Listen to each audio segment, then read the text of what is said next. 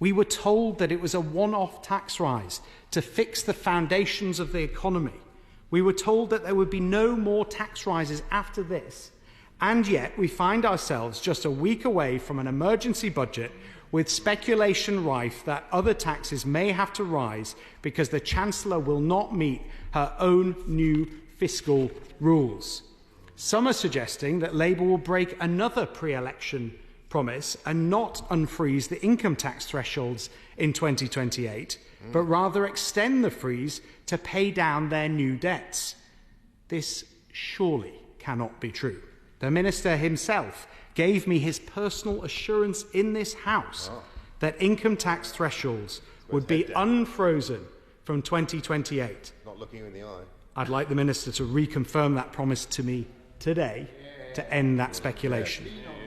Madam Deputy Speaker, this is vital context for members as we consider the amendments today. If more tax rises will be needed, if the original justification for this bill is now void, then why should we stomach their terrible consequences? Why should Labour MPs have to go out and defend this to their constituents?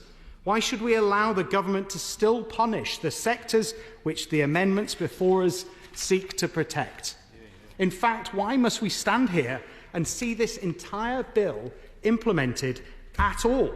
Because one impact that hits every sector of our economy is the impact on jobs.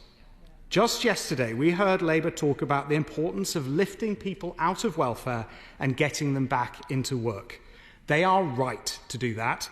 As Conservatives, we know the dignity of work, the security of a regular paycheck is what lifts us up as a country and lifts families out of poverty. But the tragedy is that this bill has caused so much concern and so much uncertainty that employment is already declining in anticipation of its passage. And the OBR tell us that it will depress workforce participation for years to come. Put simply, this government is cutting welfare to boost employment, while at the same time boosting taxes which will cut jobs. No wonder business confidence has completely and utterly nosedived. It is inexplicable and entirely avoidable. The Minister... He says it's inexplicable. And I agree, on the face of it, it is. But isn't one possible explanation for the fiscal misadventure on this scale is because of a government whose benches are filled with people who have scarcely any understanding of the real economy, much less what it means to try and start, run and sustain a business? This is right, Madam Deputy Speaker, and it's an important point, because the decisions that are made by this government are having such a profound impact on people in the real economy. And what I would simply say to the British public is that if you are unhappy with the decisions that are being made, you have to change the people who are making them. But the profound impact, as I say, I'm getting, unbelievably, I'm getting heckled on this point. She should get out and talk to the average business person in her constituency. I think she might quieten down quite significantly. The Minister implied that they had no choice. He may still seek to ask me what we would do differently, and others are trying on the opposite benches, implying that there's no other alternative.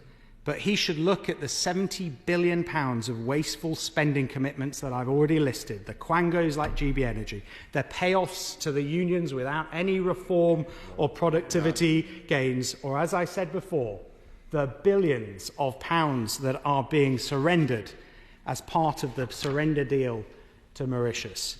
With growth on the decline, inflation, debt and unemployment on the rise, a Chancellor on the brink and confidence crumbling, we may not be able to kill this bill, but we have our chance now to dent the damage. I urge ministers and members across the House to do the right thing and support these amendments today.